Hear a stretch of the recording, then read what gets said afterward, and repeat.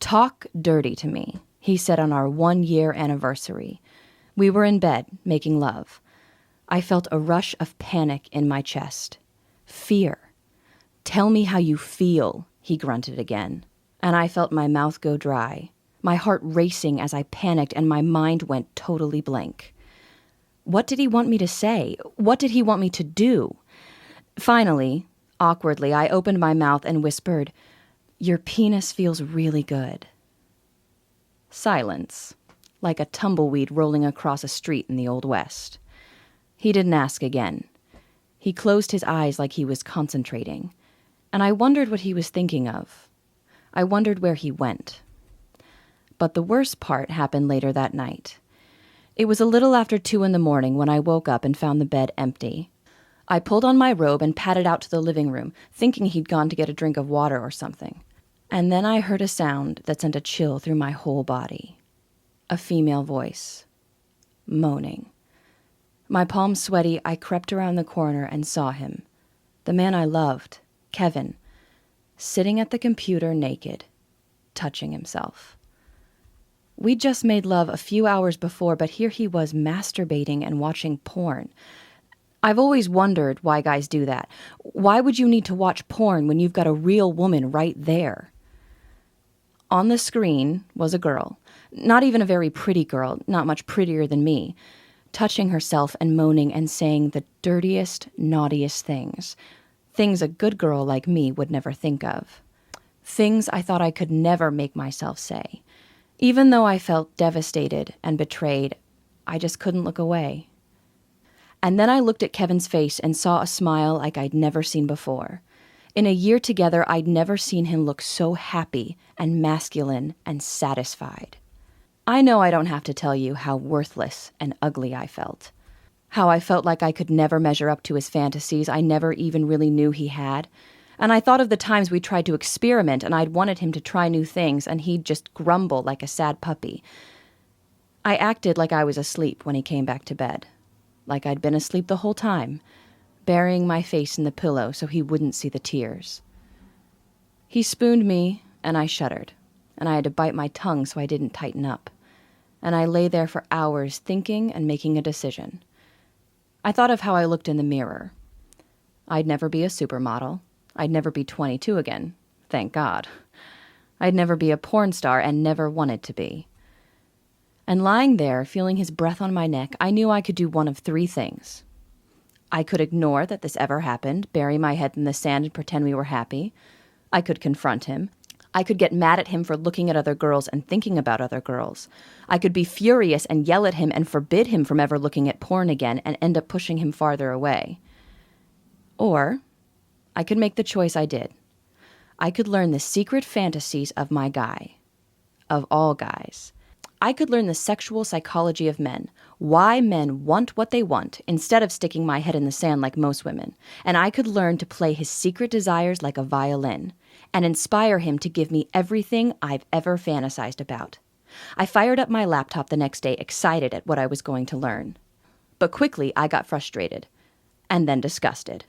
All over the internet, all I found were books and articles and YouTube videos by sleazy pickup artist type guys and 22-year-old bimbos telling me that I had to act like a slut or a nymphomaniac teenager to make a man happy. And I knew that couldn't be the truth. I knew that getting what I wanted didn't have to mean giving up who I was. So I went on a mission to find out the truth. The next few months were a thrill and a rush of revelations. I made myself watch porn, and instead of being disgusted and judgmental, I acted like a scientist. I asked myself why men seem to need this stuff so much.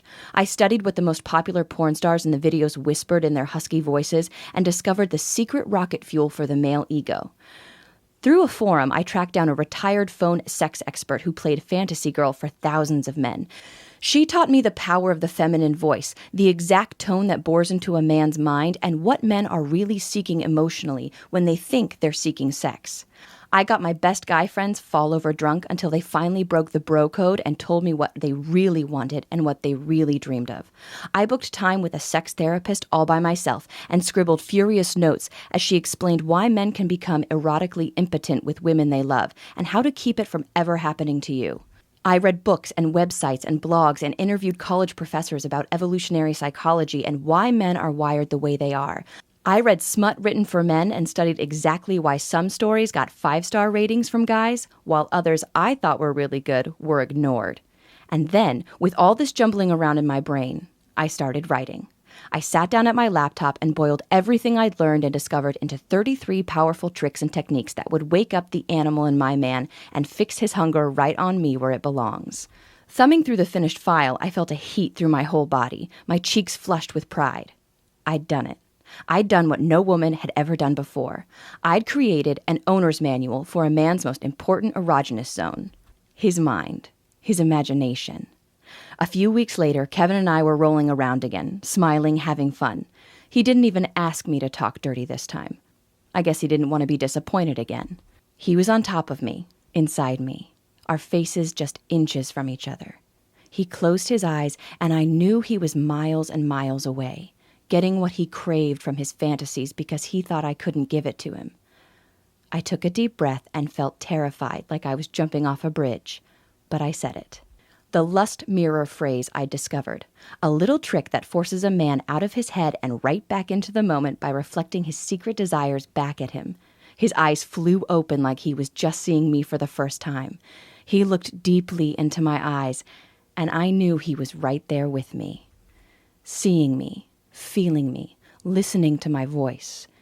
And I saw that smile again. But this time he wasn't looking at porn. He was only looking at me. Over the next hour, I took control of his fantasies, whispered naughty words in his ear, stroked his ego, teased him, made him feel powerful and desired and strong and masculine. And in return, he opened up and gave me everything. He made dirty, amazing, wonderful love to me. Touched me, whispered to me, asked me about my fantasies and fulfilled them, gave me intense pleasure again and again that lit every cell of my body on fire and left me flushed and exhausted and happy in a way I never thought I would feel.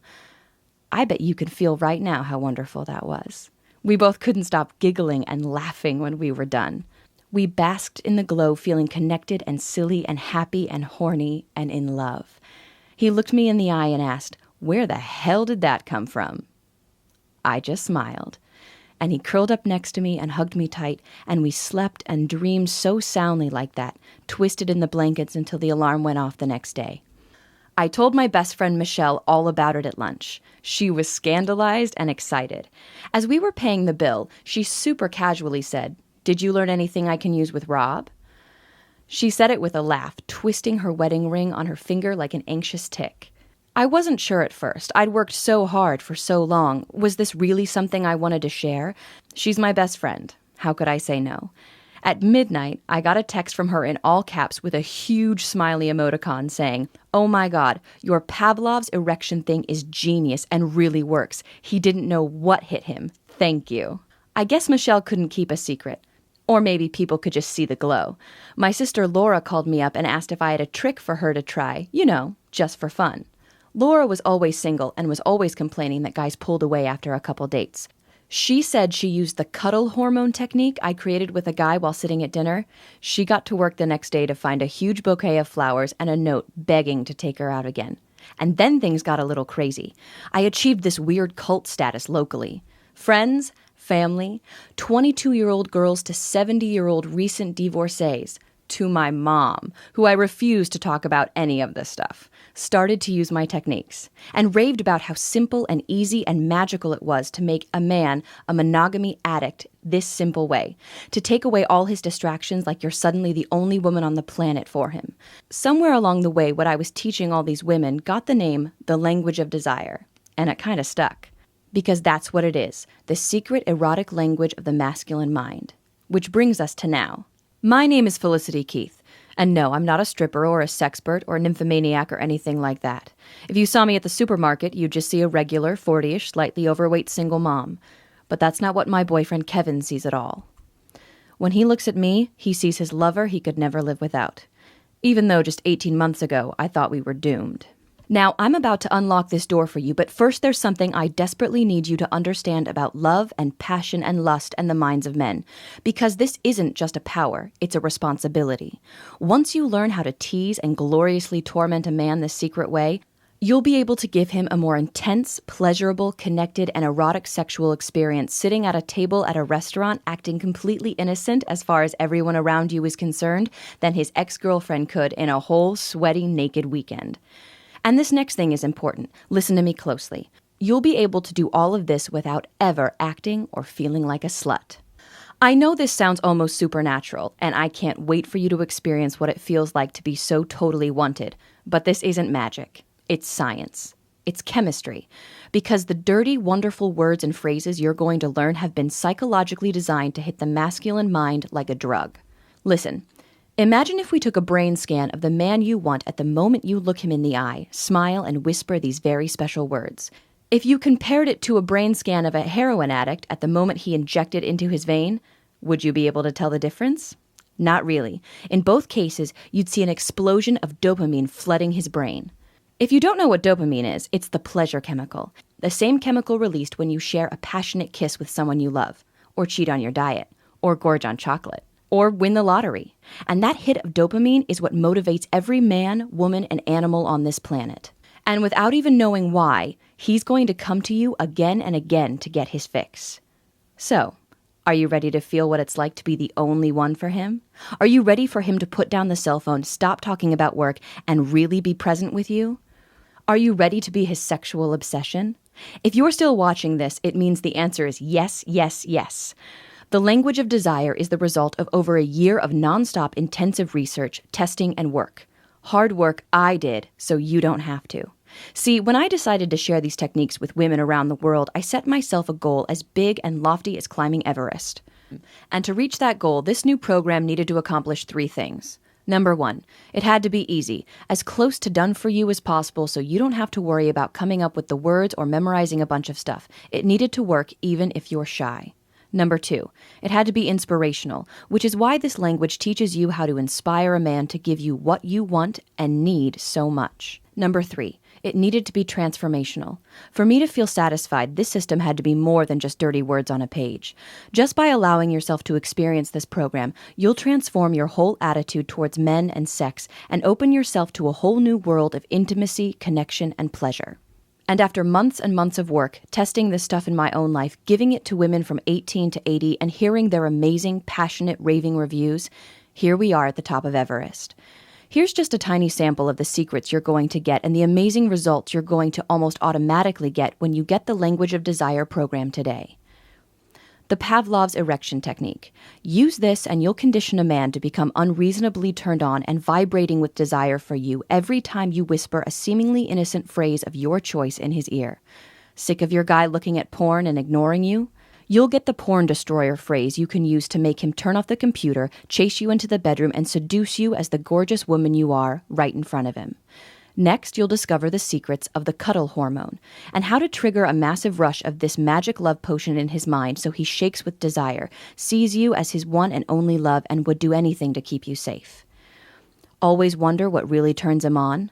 The erotic telepathy technique allows you to crawl into his mind, past all his defenses, and discover his deepest, most passionate fantasies he's not even consciously aware he has. Warning: using this technique is like having a true core of a man projected onto a 30-foot movie screen for you to see.